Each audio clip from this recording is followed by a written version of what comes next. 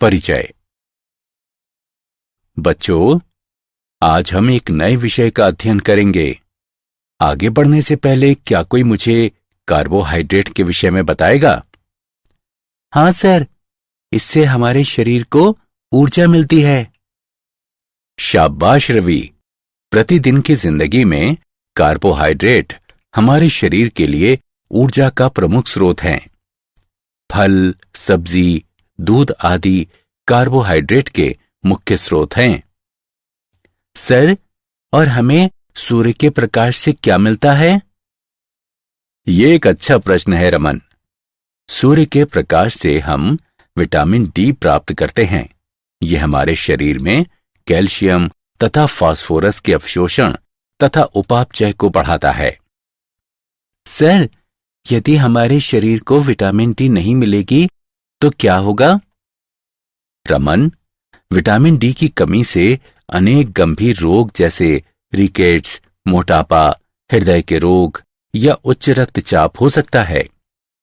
बच्चों, आज हम जैव अणु अध्याय में इन सभी विषयों का अध्ययन करेंगे।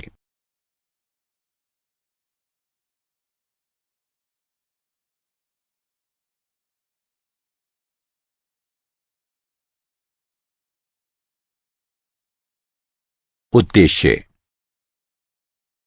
इस पाठ के अंत में आप निम्न करने में सक्षम हो जाएंगे।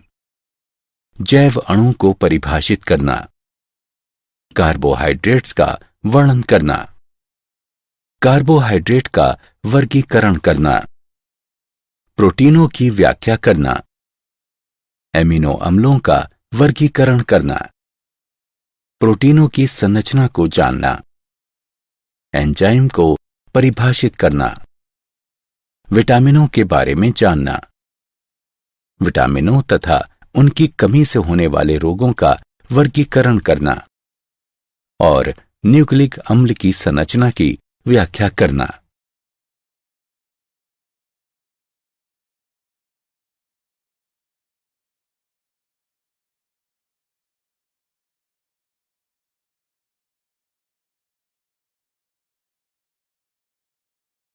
परिभाषा।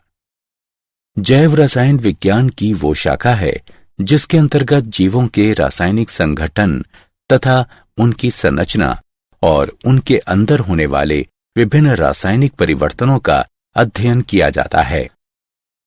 जीवन का आधार बनाने वाले जटिल कार्बनिक अणु, जो कि जीवों के निर्माण, उनके विकास और रखरखाव के लिए आवश्यक होते हैं, जैव अणु कहलाते हैं।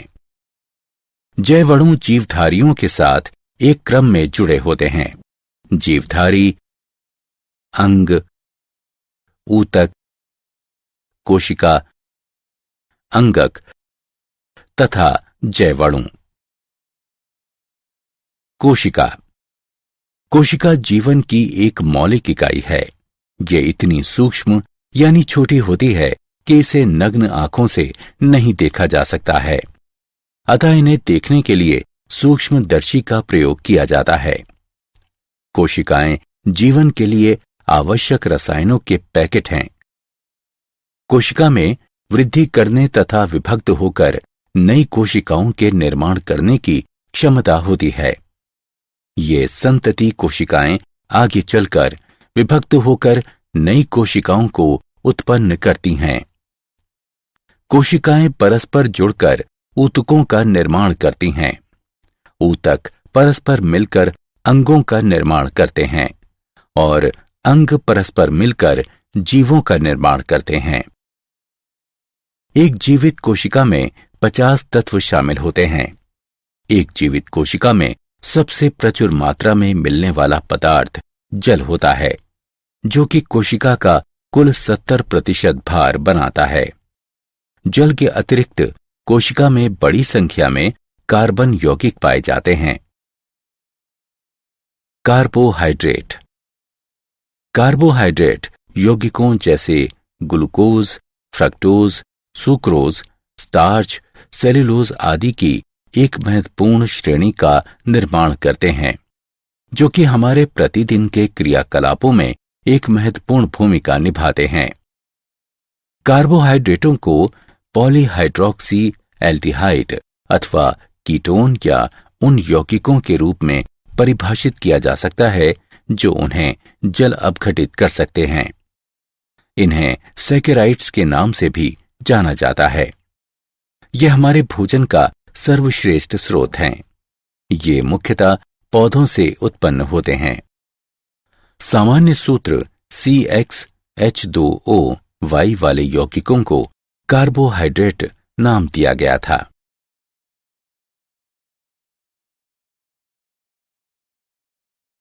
कार्बोहाइड्रेटों का वर्गीकरण। कार्बोहाइड्रेटों को जल अपघटन में उनके व्यवहार के आधार पर मुख्यतः निम्नलिखित 3 वर्गों मोनोसैकेराइड, ओलिगोसैकेराइड, पॉलीसैकेराइड में वर्गीकृत किया गया है। मोनोसैकेराइड ये ऐसे सरल कार्बोहाइड्रेट होते हैं जिनका जल अपघटन नहीं किया जा सकता है तथा ये सरलतम कार्बोहाइड्रेट ही रहते हैं। उदाहरण ग्लूकोज, फ्रक्टोज। ओलिगोसैकेराइड ये ऐसे कार्बोहाइड्रेट हैं जो कि जल अपघटन द्वारा मोनोसैकेराइड की 2 से 9 इकाइयां देते हैं। इनकी उपश्रेणियां होती हैं जो कि एक निश्चित ओलिगोसैकेराइड के जल अपघटन द्वारा निर्मित मोनोसैकेराइड इकाइयों की वास्तविक संख्या पर निर्भर करती हैं। डाइसैकेराइड के जल अपघटन से मोनोसैकेराइड की 2 इकाइयां प्राप्त होती हैं। उदाहरण माल्टोज, सुक्रोज। ट्राइसैकेराइड के जल अपघटन से मोनोसैकेराइड की 3 इकाइयां प्राप्त होती हैं। उदाहरण रैफिनोज। टेट्रासैकेराइड के जल अपघटन से मोनोसैकेराइड की 4 इकाइयां प्राप्त होती हैं। उदाहरण स्टेकिलोज। पॉलीसैकेराइड ये ऐसे कार्बोहाइड्रेट हैं जो कि बहुलक अणु होते हैं तथा जिनके जल अपघटन से अनेक संख्या में मोनोसैकेराइड की इकाइयां प्राप्त होती हैं। उदाहरण स्टार्च, ग्लाइकोजन तथा सेल्यूलोज।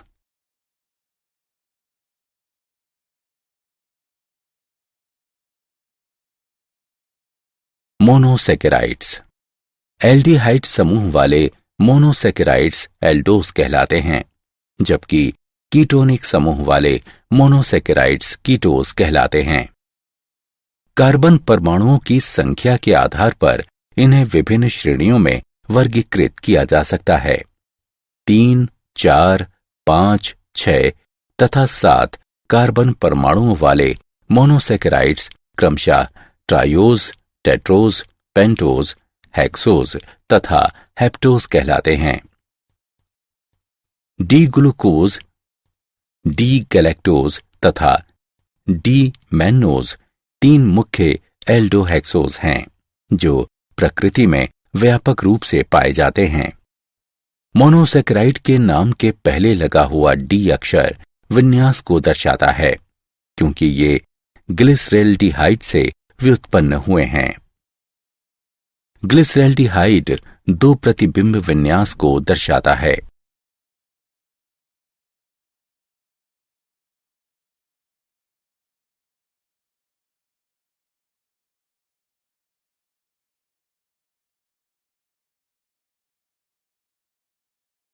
Glucose C6H12O6। ग्लूकोज प्रकृति में मुक्त अथवा संयुक्त अवस्था में पाया जाता है। मुक्त अवस्था में ये मीठे फलों तथा शहद में उपस्थित होता है।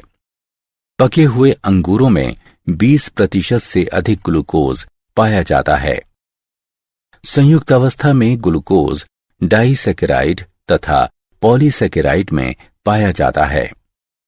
जल अपघटन पर माल्टोज तथा स्टार्च ग्लूकोज उत्पन्न करते हैं। ग्लूकोज को बनाने की विधियां निम्न हैं। इक्षु शर्करा के जल अपघटन द्वारा ये अल्कोहल की उपस्थिति में तनु हाइड्रोक्लोरिक अम्ल के प्रयोग द्वारा इक्षु शर्करा के जल अपघटन से बनाया जा सकता है। ग्लूकोज तथा फ्रक्टोज दोनों समान मात्रा में निर्मित होते हैं। ग्लूकोज फ्रक्टोज की तुलना में इथाइल एल्कोहल में कम घुलनशील होता है, अतः ये क्रिस्टलों के रूप में निकलता है। स्टार्च के जल अपघटन द्वारा औद्योगिक स्तर पर ग्लूकोज को स्टार्च के जल अपघटन से प्राप्त किया जाता है। इसके लिए स्टार्च को तनु सल्फ्यूरिक अम्ल के साथ 393 केल्विन और 2 से 3 बार ताप पर क्वथन किया जाता है।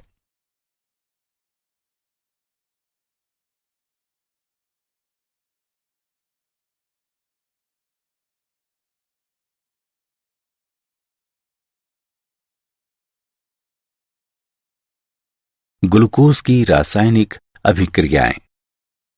ग्लूकोज की खुली श्रृंखला संरचना में एक एल्डिहाइड समूह, एक प्राथमिक एल्कोहलिक समूह और 4 द्वितीयक एल्कोहलिक समूह पाए जाते हैं।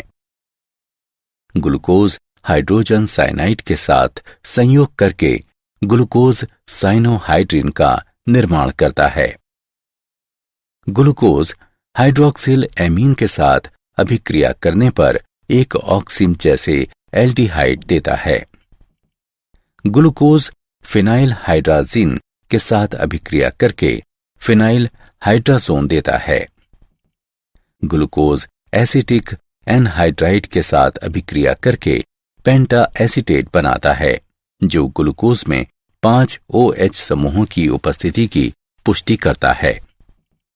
दुर्बल ऑक्सीकरण कर्मक द्वारा ग्लूकोज ऑक्सीकृत होकर ग्लूकोनिक अम्ल का निर्माण करता है।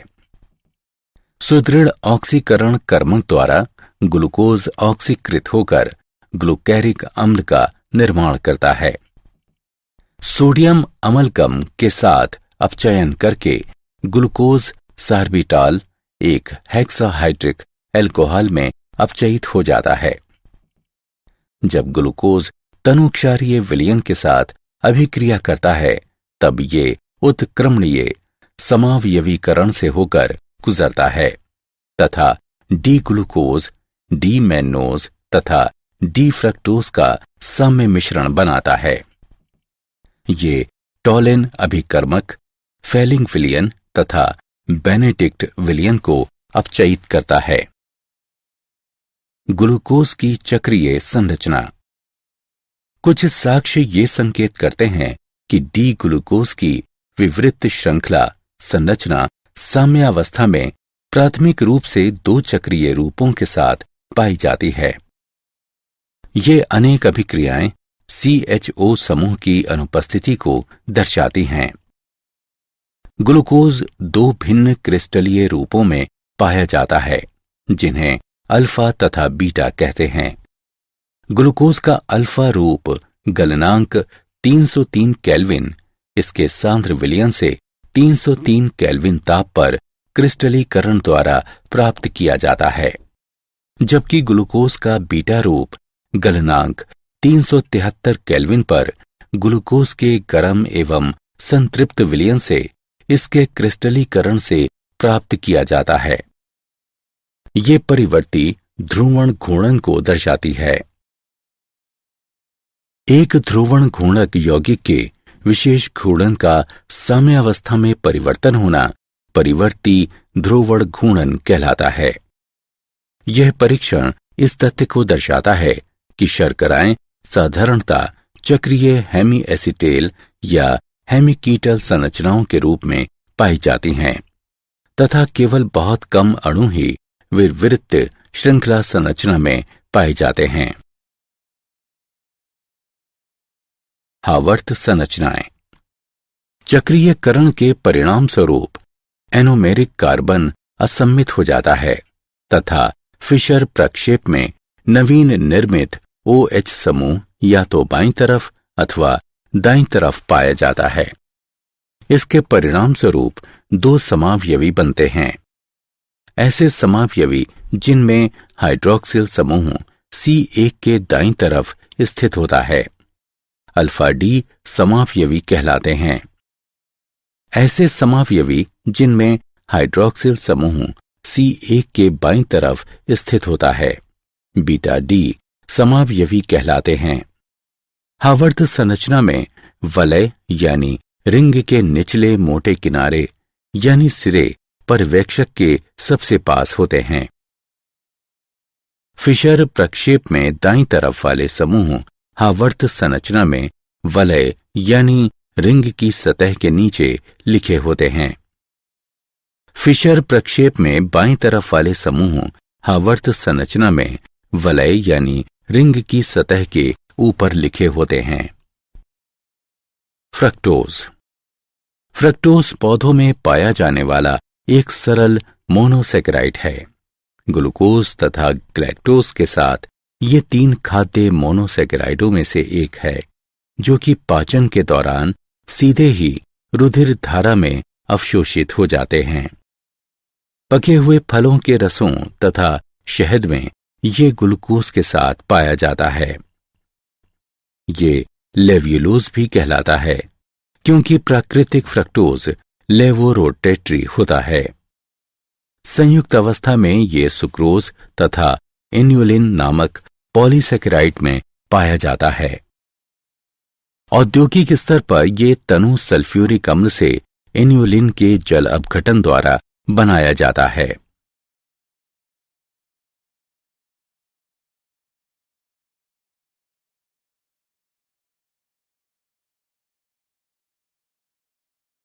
फ्रक्टोज के गुण। फ्रक्टोज के मुख्य गुण निम्नलिखित हैं। ये भी 2 चक्रीय अवस्थाओं में पाया जाता है, जो कि C5 पर OH की कीटोनिक समूह से C2 पर अभिक्रिया द्वारा निर्मित होता है। इस प्रकार 5 सदस्यीय वलय बनती है तथा इसकी फ्यूरेनोस संरचना होती है। ये भी परिवर्ती ध्रुवण घूर्णन को दर्शाता है। ये रंगहीन क्रिस्टलीय ठोस है तथा ये स्वाद में मीठा होता है। ये ग्लूकोज के मुकाबले जल तथा अल्कोहल में अधिक घुलनशील होता है। ये भी टॉलेन अभिकर्मक, फेहलिंग विलयन तथा बेनेडिक्ट विलयन को अपचयित करता है।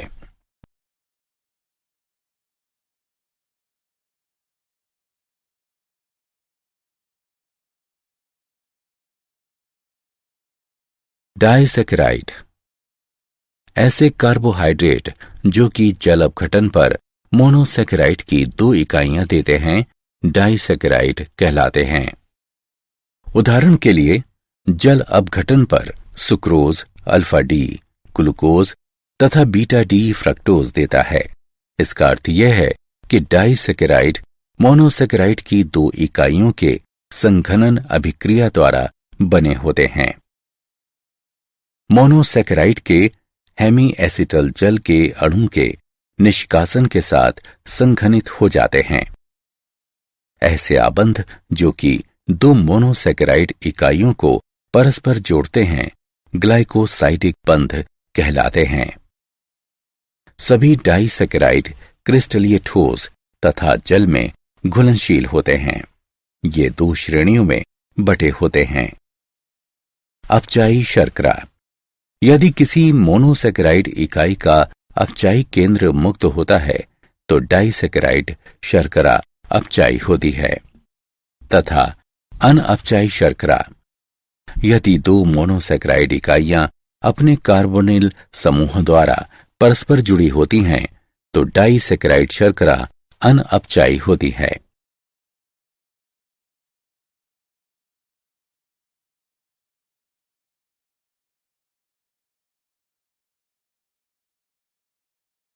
सुक्रोज। सुक्रोज सर्वाधिक मात्रा में पाया जाने वाला डाइसेकेराइड है तथा ये सभी प्रकाश संश्लेषी पौधों में पाया जाता है। ये एक सफेद क्रिस्टलीय ठोस है जो कि जल में घुलनशील होता है। जब ये इसके गलनांक द्रवण बिंदु से ऊपर गर्म किया जाता है तो ये एक भूरे रंग का पदार्थ कैरामेल का निर्माण करता है। औद्योगिक रूप से ये गन्ने तथा चुकंदर से निकाला जाता है। सुक्रोज का जल अपघटन तनु अम्लों अथवा इन्वर्टेज एंजाइम से कराने पर यह समान मात्रा में डी ग्लूकोज तथा डी फ्रक्टोज देता है। सुक्रोज जमा 66.5 डिग्री के विशेष घूर्णन के साथ डेक्स्ट्रो रोटेटरी होता है। जल अपघटन पर सुक्रोज समान मात्रा में डेक्स्ट्रोरोटेटरी ग्लूकोज तथा लेवोरोटेटरी फ्रक्टोज का मिश्रण देता है। सुक्रोज का ग्लूकोज तथा फ्रक्टोज में समान मात्रा के मिश्रण में परिवर्तन होना ध्रुवीय घूर्णन के चिन्ह में परिवर्तन के द्वारा दर्शाया जाता है। इस प्रकार सुक्रोज का जल अपघटन शर्करा का अपवृतन कहलाता है। ग्लूकोज तथा फ्रक्टोज का समान मात्रा का मिश्रण अपवृत्त शर्करा कहलाता है।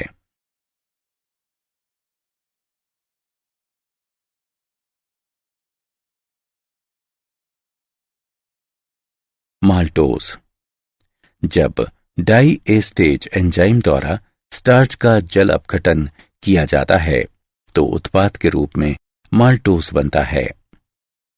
तनु अम्लों के साथ माल्टोज के 1 मोल का जल अपघटन करने पर डी ग्लूकोज के 2 मोल बनते हैं। माल्टोज एक अपचायी शर्करा है। माल्टोज में 2 डी ग्लूकोज इकाइयां परस्पर अल्फा ग्लाइकोसाइडिक बंध द्वारा जुड़ी होती हैं, जिसमें एक ग्लूकोज इकाई का C1 अन्य इकाई के C4 से जुड़ा होता है। ये स्वाद में मीठा होता है तथा ये प्रकृति में मुक्त अवस्था में नहीं पाया जाता है। इसमें मुक्त एल्डिहाइड पाया जाता है, जिससे इसमें फेहलिंग विलयन के अपचयन की क्षमता होती है। एल्डिहाइड समूह ऑक्सीकृत हो जाता है, जिसका अर्थ है कि माल्टोज जल में घुलनशील होता है। जलीय विलयन में ये परिवर्ती ध्रुवण घूर्णन को दर्शाता है।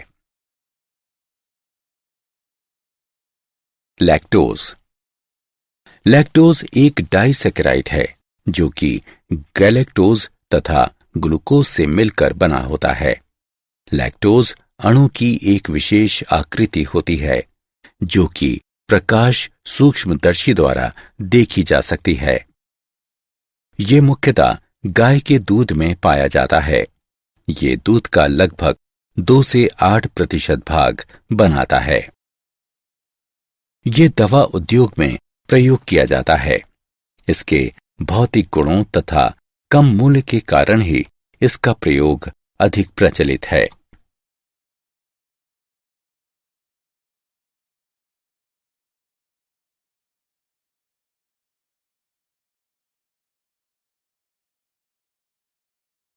पॉलीसैकेराइड पॉलीसैकेराइड मोनोसैकेराइड के बहुलक होते हैं जो कि परस्पर ग्लाइकोसाइडिक बंध द्वारा जुड़े होते हैं।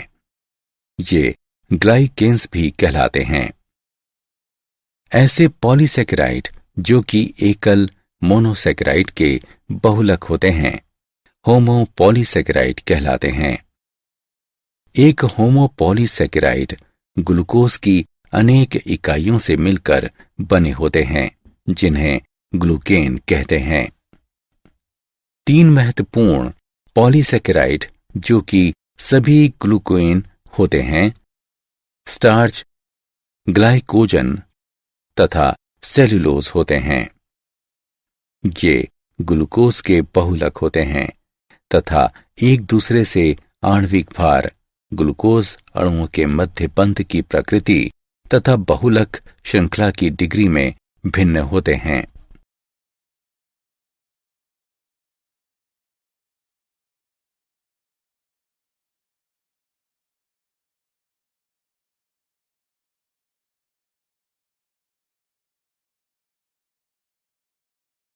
स्टार्च ये एक सफेद पाउडर होता है जो कि जल में आंशिक रूप से घुलनशील होता है। जब ये जल के साथ गर्म किया जाता है तो ये एक कोलाइडी निस्पंदन बनाता है जिससे 2 मुख्य घटक निष्क्रिय किए जा सकते हैं। एक घटक एमिलोज तथा दूसरा एमिलोपेक्टिन कहलाता है। एमिलोज ये जल में घुलनशील होता है।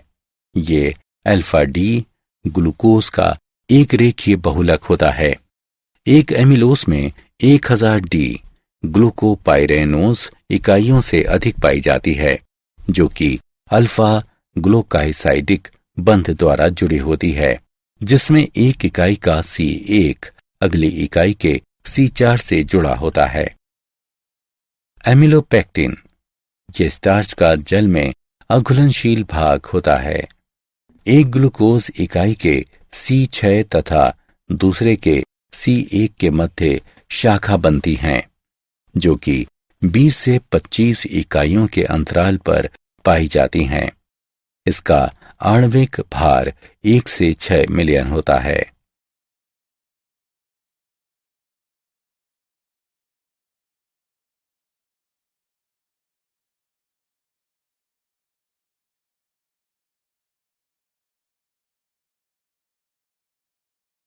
सेल्यूलोज।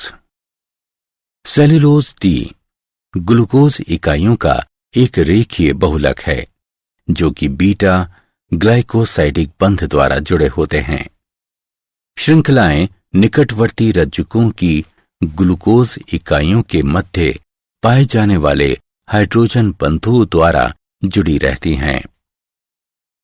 श्रृंखलाओं का विन्यास बंडलों का निर्माण करता है, जो कि इसकी संरचना को उभार प्रदान करता है। सेल्यूलोज डी ग्लूकोज इकाइयों के संघनन से भी बनता है। ये टॉलिन अभिकर्मक या फेलिंग विलयन को अपचयित नहीं करता है। यीस्ट के द्वारा इसका किण्वन नहीं होता है। ये आसानी से जल अपघटित नहीं हो सकता है। दाब में जब ये तनु सल्फ्यूरिक अम्ल के साथ गर्म किया जाता है तो ये जल अपघटित होकर डी ग्लूकोज देता है। ग्लाइकोजन। ग्लाइकोजन एक बहुशाखित पॉलीसेकेराइड है, जो कि जंतुओं तथा कवक में संचित ऊर्जा के रूप में कार्य करता है। मनुष्य में ये प्राथमिक रूप से यकृत तथा पेशियों की कोशिकाओं में बनता तथा संचित होता है तथा लंबे समय तक द्वितीयक ऊर्जा संचार के रूप में कार्य करता है।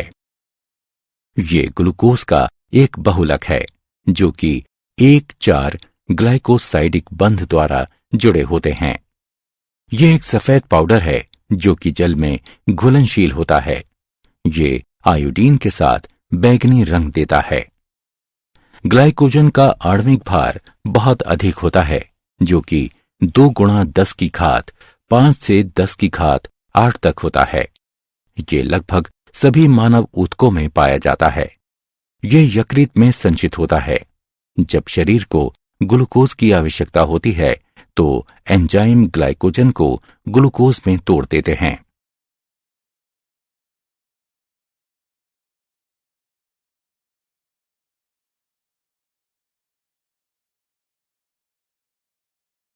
कार्बोहाइड्रेटों का महत्व। ये जैव ईंधन के रूप में कार्य करते हैं तथा जीवधारियों के कार्यों को करने के लिए ऊर्जा प्रदान करते हैं।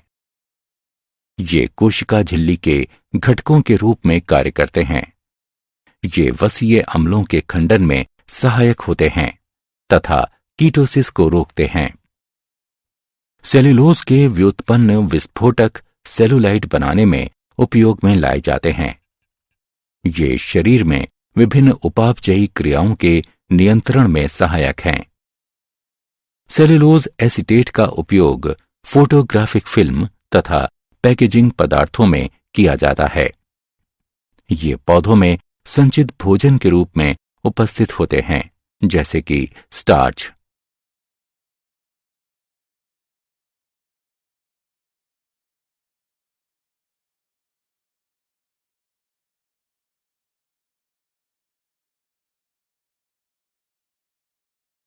प्रोटीन।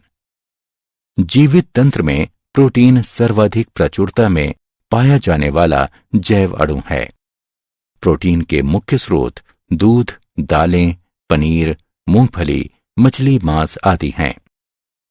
ये शरीर के सभी भागों में पाए जाते हैं तथा जीवन की संरचना तथा कार्यों का आधार बनाते हैं। ये शरीर की वृद्धि तथा रख रखाव के लिए भी आवश्यक होते हैं।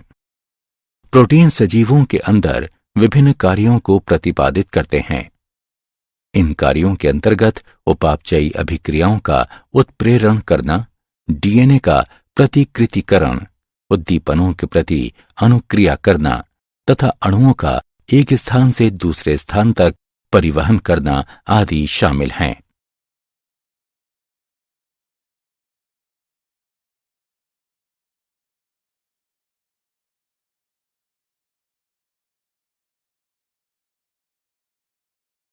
एमिनो अम्ल। ये एमिनो व्युत्पन्न कार्बोक्सिलिक अम्ल होते हैं। अल्फा एमिनो अम्ल प्रोटीनों तथा पेप्टाइडों के मूलभूत अंग होते हैं। अल्फा एमिनो अम्लों में एमिनो समूह अल्फा कार्बन परमाणु पर स्थित होता है। किसी अणु में एमिनो तथा कार्बोक्सिलिक समूहों की आपेक्षिक संख्या के आधार पर एमिनो अम्लों को उदासीन, अम्लीय तथा क्षारीय एमिनो अम्लों में वर्गीकृत किया गया है। उदासीन एमिनो अम्ल, यदि अणु में एमिनो तथा कार्बोक्सिलिक समूहों की संख्या समान हो तो ऐसे एमिनो अम्ल उदासीन एमिनो अम्ल कहलाते हैं। उदाहरण ग्लाइसीन। क्षारीय एमिनो अम्ल, यदि अणु में एमिनो समूहों की संख्या कार्बोक्सिलिक समूहों से अधिक हो तो ऐसे एमिनो अम्ल क्षारीय एमिनो अम्ल कहलाते हैं। उदाहरण लाइसीन। अम्लीय एमिनो अम्ल, यदि अणु में एमिनो समूहों की संख्या कार्बोक्सिलिक समूहों से कम हो तो ऐसे एमिनो अम्ल अम्लीय एमिनो अम्ल कहलाते हैं। उदाहरण एस्पार्टेट।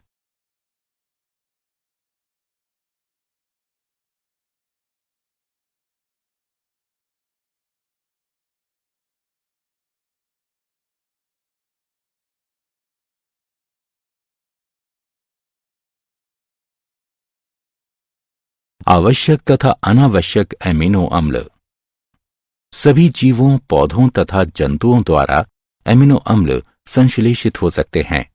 ऐसे एमिनो अम्ल जो कि शरीर में संश्लेषित होते हैं अनावश्यक एमिनो अम्ल कहलाते हैं। कई जंतु ऐसे एमिनो अम्ल का संश्लेषण करने में असमर्थ होते हैं जो कि उनकी प्रोटीनों के लिए आवश्यक होते हैं।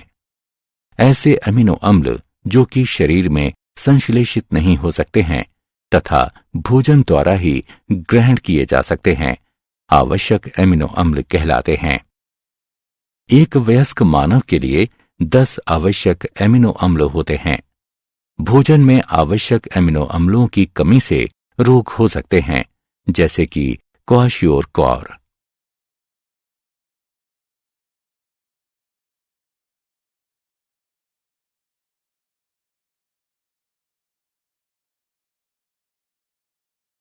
पेप्टाइड, पॉलीपेप्टाइड तथा प्रोटीन्स। एंजाइम जल अणु के निष्कासन द्वारा अल्फा एमिनो अम्लों का बहुलकीकरण करके पेप्टाइडों का निर्माण कर सकते हैं। एमिनो अम्लों के मध्य निर्मित CONH आबंध पेप्टाइड बंध या पेप्टाइड आबंध कहलाता है। इस प्रकार से जुड़ने वाले एमिनो अम्लों को एमिनो अम्ल अवशेष कहा जाता है। ऐसे बहुलक जिनमें अनेक एमिनो अम्ल अवशेष पाए जाते हैं पॉलीपेप्टाइड्स कहलाते हैं। पॉलीपेप्टाइड्स रेखीय बहुलक होते हैं। पॉलीपेप्टाइड श्रृंखला का एक सिरा एक एमिनो अम्ल अवशेष में समाप्त होता है जिसमें एक NH2 समूह पाया जाता है जो कि N सिरा कहलाता है। एमिनो अम्ल अवशेष में दूसरा सिरे पर COOH समूह पाया जाता है जो कि C सिरा कहलाता है। प्रोटीन्स ऐसे अणु होते हैं जिनमें एक या अधिक पॉलीपेप्टाइड श्रृंखलाएं पाई जाती हैं तथा आणविक द्रव्यमान 10,000 से अधिक होता है। एक पेप्टाइड में बंधों का एक विशेष होता है जो कि एमिनो अम्ल क्रम कहलाता है। एमिनो अम्ल क्रम उस एमिनो अम्ल के 3 अक्षरों द्वारा विशेषीकृत होता है। ये अक्षर परस्पर हाइफन द्वारा जुड़े होते हैं।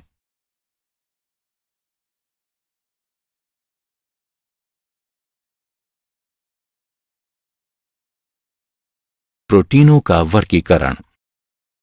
आणविक आकृति के आधार पर प्रोटीनों को दो वर्गों में वर्गीकृत किया जा सकता है, रेशेदार प्रोटीन तथा गोलिकाकार प्रोटीन।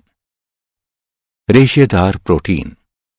जब पॉलीपेप्टाइड श्रृंखलाएं समानांतर होती हैं तथा हाइड्रोजन एवं डाइसल्फाइड आबंधों द्वारा संयुक्त रहती हैं तो रेशासम यानी रेशे जैसी संरचना बनती है।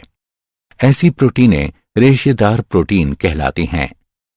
ये जल में अघुलनशील होती हैं। ये जंतु ऊतकों के मुख्य संरचनात्मक पदार्थ की भांति कार्य करती हैं। उदाहरण, त्वचा में केराटिन, बाल, नाखून, सींग तथा ऊन। गोलिकाकार प्रोटीन। जब पॉलीपेप्टाइड की श्रृंखलाएं कुंडली बनाकर गोलाकृति प्राप्त कर लेती हैं तो ऐसी संरचनाएं प्राप्त होती हैं।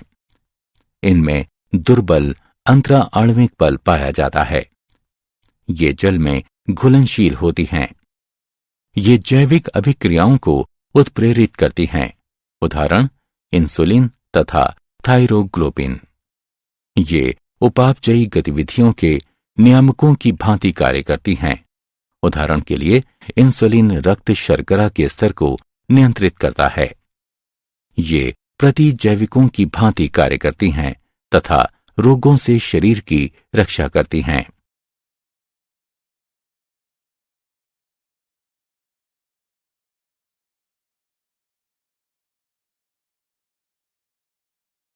प्रोटीन की संरचनाएं। प्रोटीन की संरचनाएं कुछ जटिल होती हैं। प्रोटीन की संरचनाओं को 4 स्तरों पर रखा गया है: प्राथमिक, द्वितीयक, तृतीयक तथा चतुष्क संरचनाएं। प्राथमिक संरचना। किसी प्रोटीन में विभिन्न एमिनो अम्लों के व्यवस्थित होने का क्रम प्रोटीन की प्राथमिक संरचना कहलाती है। एमिनो अम्लों के क्रम में कोई भी परिवर्तन होने पर अन्य प्रोटीन का निर्माण होता है जो कि जैविक कार्यों को भी बदल देते हैं। द्वितीयक संरचना। किसी प्रोटीन की द्वितीयक संरचना का संबंध उस आकृति से है जिसमें पॉलीपेप्टाइड श्रृंखला विद्यमान होती है। ये 2 भिन्न प्रकार की संरचनाओं में विद्यमान होती हैं: अल्फा हेलिक्स तथा बीटा प्लीटेड शीट संरचना। अल्फा हेलिक्स संरचना पॉलीपेप्टाइड श्रृंखलाओं के नियमित कुंडलन, जो कि अंतरा आणविक बंधों द्वारा स्थापित होता है, उसके परिणाम स्वरूप बनती है। उदाहरण, केराटिन। बीटा प्लीटेड संरचना में सभी पॉलीपेप्टाइड श्रृंखलाएं लगभग अधिकतम विस्तार तक खिंची रहकर एक दूसरे के पाश में स्थित होती हैं तथा आपस में अंतरा आणविक हाइड्रोजन आबंध द्वारा जुड़ी रहती हैं। उदाहरण, रेशम, सिल्क। तृतीयक संरचना। ये द्वितीयक संरचना के और अधिक वलन यानी लिपटना को प्रदर्शित करती हैं। चतुष्क संरचना। कुछ प्रोटीनें 2 या अधिक पॉलीपेप्टाइड श्रृंखलाओं से मिलकर बनी होती हैं जिन्हें उप इकाइयों के रूप में जाना जाता है। इन उप इकाइयों का सप्रिल विन्यास एक दूसरे के प्रति चतुष्क संरचना कहलाती है। प्रोटीनों का विकृतीकरण। जैविक निकाय में पाई जाने वाली विशेष त्रिविमा संरचना तथा जैविक सक्रियता वाले प्रोटीन प्राकृत प्रोटीन कहलाता है। जब प्राकृत प्रोटीन में भौतिक परिवर्तन करते हैं, जैसे ताप में परिवर्तन अथवा रासायनिक परिवर्तन करते हैं, जैसे पीएच में परिवर्तन आदि किया जाता है, तो हाइड्रोजन आबंधों में अस्त व्यस्तता उत्पन्न हो जाती है। स्कंदन भी प्रोटीन की जैविक क्रियाओं को खो देता है। इस प्रकार निर्मित स्कंदन प्रोटीनें विकृतीकृत प्रोटीनें कहलाती हैं। वो प्रक्रिया जिसमें प्रोटीनों के भौतिक गुणों के साथ साथ जैविक गुणों में परिवर्तन हो जाता है, प्रोटीनों का विकृतीकरण कहलाती हैं। उदाहरण, अंडे की सफेदी का स्कंदन तथा दही का जमना।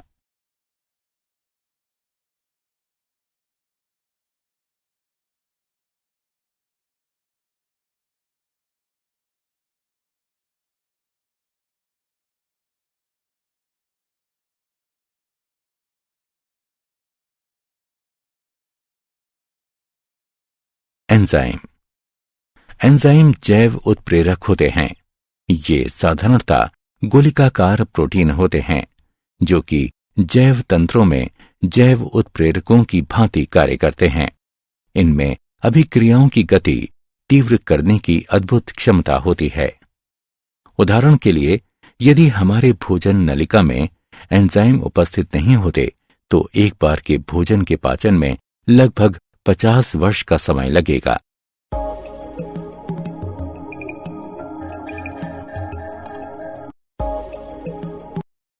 एंजाइमों के कुछ सामान्य तथा महत्वपूर्ण गुण निम्न हैं। एंजाइम किसी विशेष अभिक्रिया अथवा विशेष क्रियाधार के लिए विशिष्ट होते हैं। एंजाइम अनुत्प्रेरकीय अभिक्रिया की गति को अत्यधिक बढ़ा देती है। एक अनुकूल पीएच तथा 310 केल्विन तापमान पर इनकी क्रियाशीलता सर्वाधिक होती है। यहां तक कि एंजाइम की बहुत कम मात्रा भी एक अभिक्रिया की गति को बढ़ा देती है।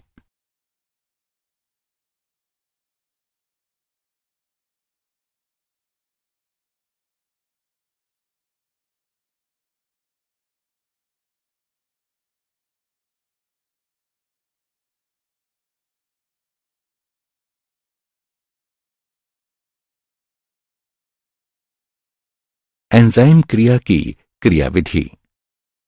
क्रियाधार अणु एंजाइम की सतह पर उपस्थित सक्रिय स्थानों यानी एक्टिव साइटों से जुड़ता है। सक्रिय स्थानों की आकृति इस प्रकार की होती है कि केवल क्रियाधार ही उसमें सही से जुड़ पाता है, जैसे कि एक ताला तथा चाबी।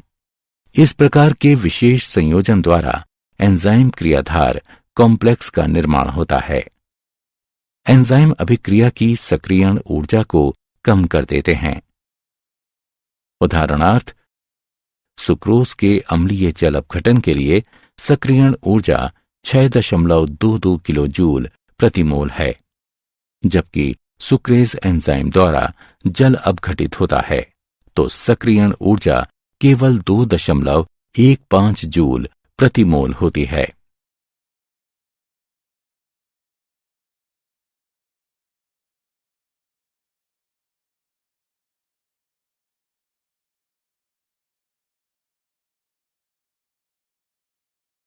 विटामिन। कार्बोहाइड्रेट, प्रोटीन तथा वसा के अतिरिक्त अन्य कार्बनिक यौगिक जो कि सामान्य स्वास्थ्य, वृद्धि तथा पोषण के लिए आवश्यक होते हैं, विटामिन कहलाते हैं।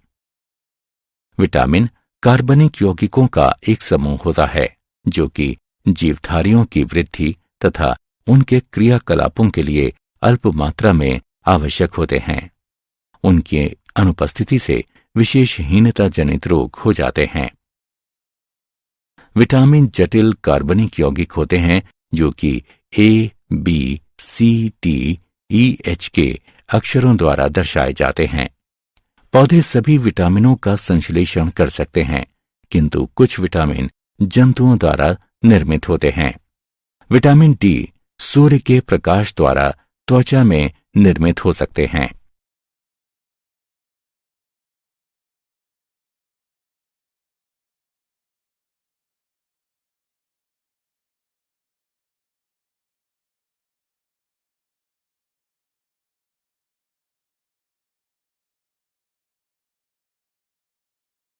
विटामिन, उनके स्रोत तथा हीनता जनित रोग। विटामिन ए वसा तथा तेल में घुलनशील होता है। ये वृद्धि तथा दृष्टि के लिए आवश्यक होता है।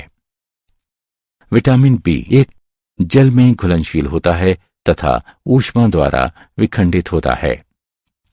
विटामिन बी 2 जल में घुलनशील होता है। ये ऊष्मा के प्रति स्थायी होता है तथा ऊष्मा द्वारा विखंडित होता है। विटामिन बी6 की कमी द्वारा मरोड़ हो जाती है। विटामिन बी12 जल में घुलनशील होता है तथा इसमें कोबाल्ट पाया जाता है। ये प्रकृति में पाया जाने वाला लाल क्रिस्टल होता है। विटामिन सी जल में घुलनशील होता है। ये पकाने पर तथा वायु में रखने पर विखंडित होता है। ये त्वचा को स्वस्थ बनाए रखता है तथा रोगों के प्रति शरीर की प्रतिरोधक क्षमता को विकसित करने में सहायक है। विटामिन डी वसा में घुलनशील तथा जल में अघुलनशील होता है। ये ऊष्मा तथा ऑक्सीकरण के प्रति स्थायी होता है। विटामिन ई वसा में घुलनशील तथा जल में अघुलनशील होता है।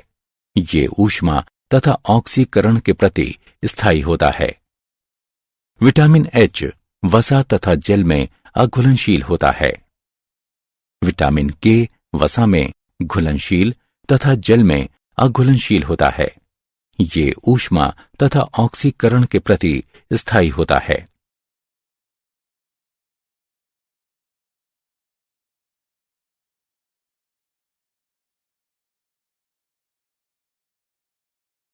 विटामिनों का वर्गीकरण।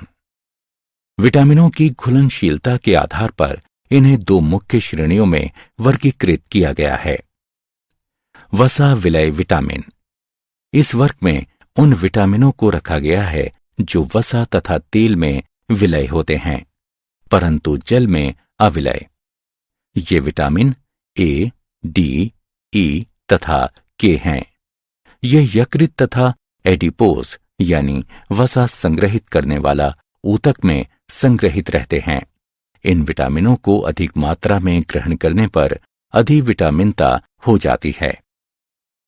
जल में विलय विटामिन।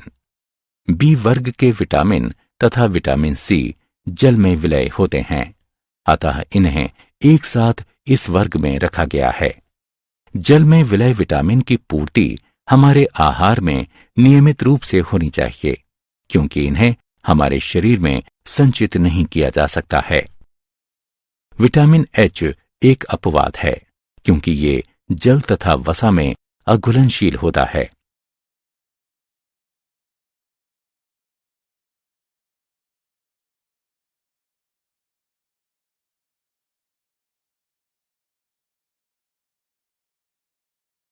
न्यूक्लिक अम्ल।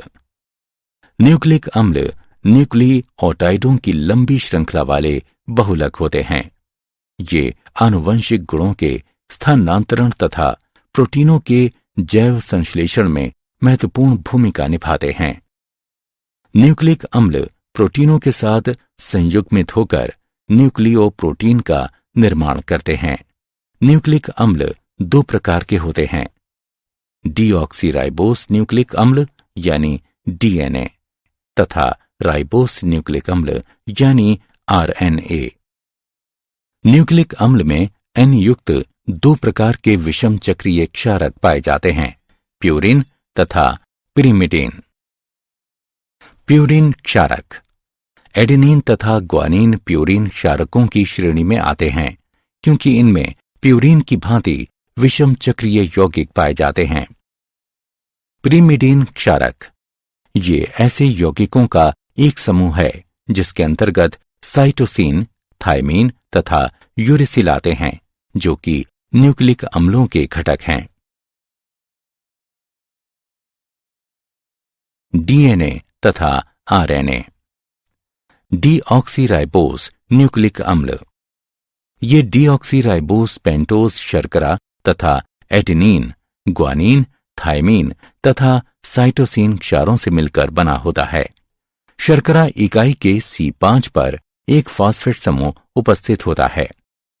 डीऑक्सीराइबो न्यूक्लियोटाइड्स की इकाइयां फॉस्फेट समूह द्वारा जुड़ी होती हैं।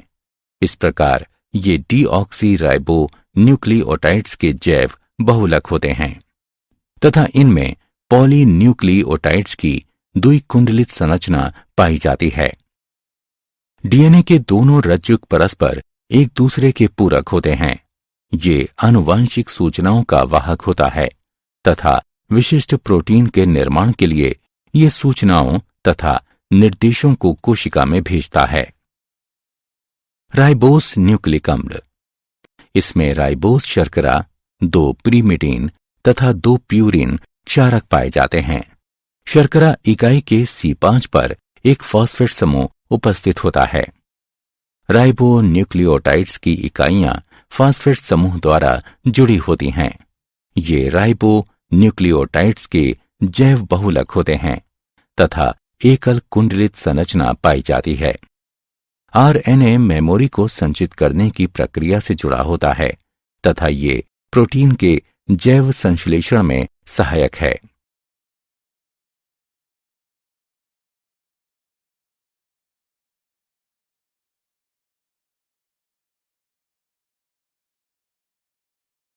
न्यूक्लिक अम्लों के जैविक कार्य। आनुवंशिक स्थानांतरण। डीएनए की द्विकुंडलित संरचना जीव की आनुवंशिक सूचनाओं का संग्रह घर होता है। वो प्रक्रिया जिसके द्वारा एक डीएनए अणु कोशिका के केंद्रक में स्वयं दो समान अणुओं का निर्माण करता है, प्रतिकरण कहलाता है। प्रोटीन संश्लेषण। ये प्रोटीन के संश्लेषण में एक महत्वपूर्ण भूमिका निभाता है। ये दो चरणों में पूर्ण होता है। अनुलेखन। डीएनए की एक रज्जुक से आनुवंशिक सूचनाओं का आरएनए में प्रतिलिपिकरण करने की प्रक्रिया को अनुलेखन कहते हैं। स्थानांतरण। स्थानांतरण या रूपांतरण वो प्रक्रिया है जिसमें अमीनो अम्लों के बहुलकन से पॉलीपेप्टाइड का निर्माण होता है। एमिनो अम्लों के क्रम व अनुक्रम दूत आरएनए में पाए जाने वाले क्षारों के अनुक्रम पर निर्भर करता है।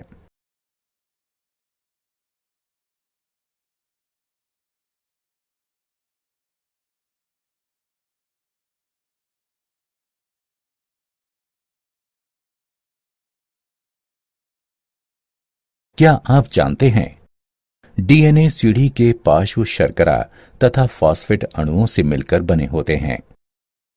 हमारा पूरा डीएनए क्रम न्यूयॉर्क शहर की टेलीफोन डायरेक्टरी के 200 से 1000 पृष्ठ भर देगा। रक्त शर्करा स्तर दो हार्मोनों ग्लूकागोन तथा इंसुलिन द्वारा नियंत्रित होते हैं जो कि अग्नाशय द्वारा स्रावित किए जाते हैं।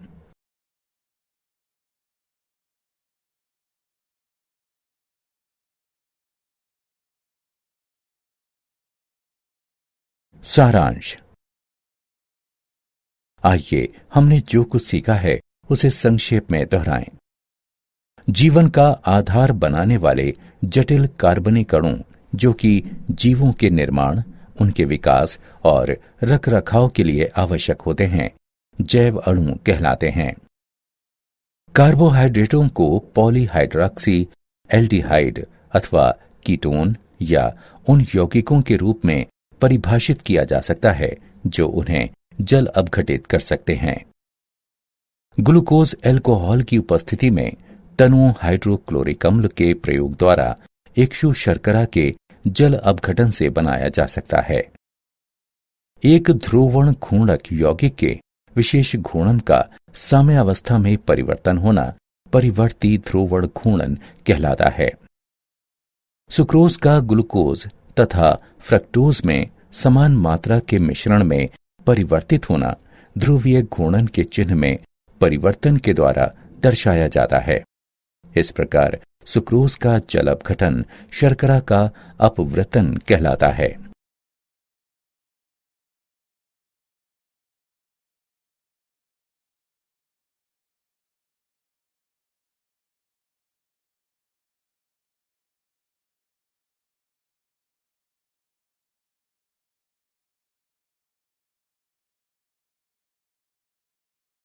ग्लाइकोजन एक बहुशाखित पॉलीसेकेराइड है जो कि जंतुओं तथा कवक में संचित ऊर्जा के रूप में कार्य करता है।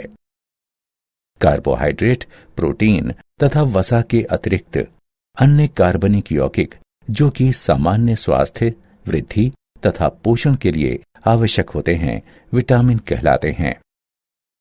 न्यूक्लिक अम्ल न्यूक्लिक ओटाइडों की लंबी श्रृंखला वाले बहुलक होते हैं। ये आनुवांशिक गुणों के स्थानांतरण तथा प्रोटीनों के जैव संश्लेषण में महत्वपूर्ण भूमिका निभाते हैं।